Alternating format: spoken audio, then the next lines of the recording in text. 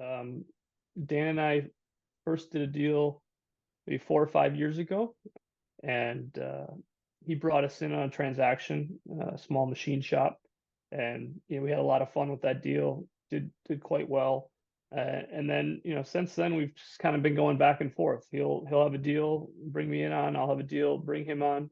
Um, I think our styles are very similar in that I operate fairly independently, as does Dan. Um, Okay. and so we each kind of know our role and complement each other well. Both very hands-on throughout the process, um, and do a good job, I believe, of setting client expectations. When you say that you work independently, obviously you're working together on this deal, but tell me maybe a little bit more on typically how the deal is structured and how you both come together on the strategy and then how you do work independently. So generally, the way a deal comes about is, for example, maybe it's one of Dan's clients that comes to him as a trusted advisor and says, "Hey, I'm ready to retire. I want to sell." Um, Dan explains to them, "Hey, this is how you sell," because for many business owners that own small companies, they've never been through this process before. They want to do it once and they want to do it right, and their only real frame of reference is selling a home, and it's completely different, as you can imagine. And so they don't necessarily understand what all goes into selling their business, how Sure. long the process takes, what it looks like, what it feels like. So typically, you know, Dan will say, "Hey, why don't we set up a meeting, an introductory meeting with Eyes and Fox?" So we'll go and we'll sit down and we'll just kind of explain the process to them. If they're serious about selling and ready to do it, um, we'll provide them some thoughts on valuation, just to make sure that we believe that we're aligned in where we think the business can trade. Um, and if everything goes well there, we can then put forth an engagement agreement. At that point, we kind of take over the process. We begin pulling together marketing materials, um, taking the business to market, finding buyers, negotiating, um, valuation, and ultimately trying to get offers. Once we start to receive those offers, that's when Dan comes back into play to Okay. review them from a legal side. So he'll look at the offers through a legal lens. I'm more focused on the overall structure, the economics of the deal, and some of the other intangibles. But we each come at it from different angles and make sure that we're providing um, the right feedback, the right advice to our clients in each of our respective areas. If I if I'm that guy with a business and we start talking and you see promise in the sale of that business, but you can tell that it is not ready. There are things that they need to do to strengthen the business, whatever uh, that may take months or even years. How does that affect what you're doing, what Dan's doing, and in assisting them and in managing those expectations? So I'll say every business is saleable. It's just a matter of what that deal structure looks like and what the value is. And does that expectation of does the owner's expectation of valuation and structure match what the market will bear? If there's a disconnect there, then we need to go back to the drawing board. And we're not a consultant that's going to come in and say, "Hey, we'll help you do this and that to Right. drive value," because in reality, you can't instantly do a couple things and create another $1 million or $2 million of value in the course of 6 months. Right. It's usually a longer term thing that needs to be done. That's not our role. We're purely transactional. We will provide them thought on how we believe the market will perceive their company and what are those factors that are driving value or degrading value in their company. And valuation is one part of it. The way the deal is structured is the other.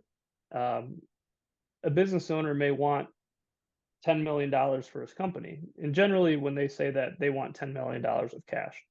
Well, a buyer may look at it and say, "Hey, you have overt customer concentration, or your key employees are all seeking to retire in the next 2 years, or for whatever reason, there may be risk involved that a buyer is not willing to take on.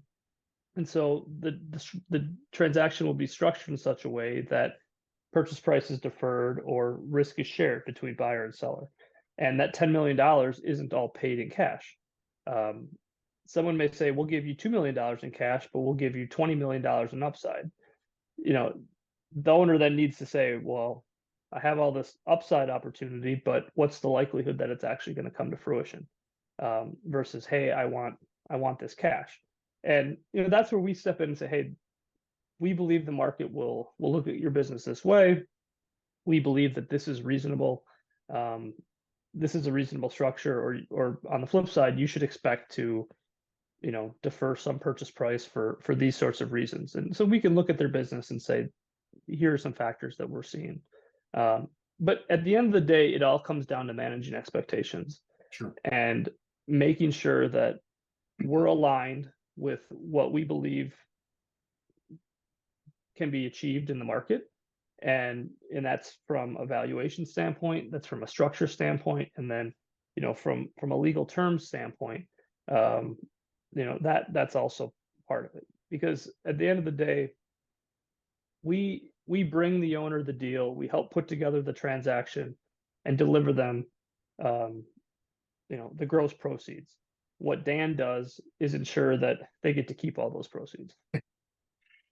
Can you share a specific project where your collaboration, helped create a successful outcome?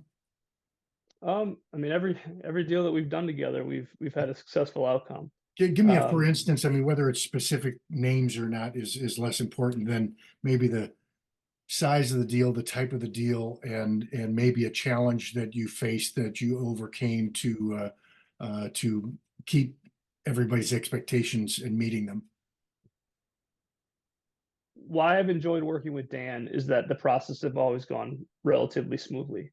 The reason why the processes go smoothly is there's really good communication between myself and Dan. There's good communication with us and the clients, and so everyone's on the same page. And so even when things pop up during the course of a deal, which they inevitably will, as long as everyone's focused on the same goal of getting the deal done, we can work through these things if there's good communication and there's good expectations that are set.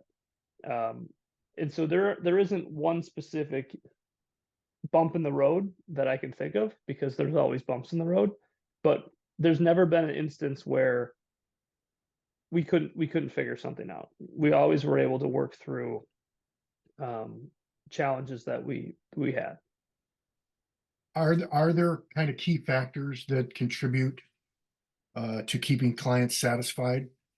It all comes down to communication and managing expectation.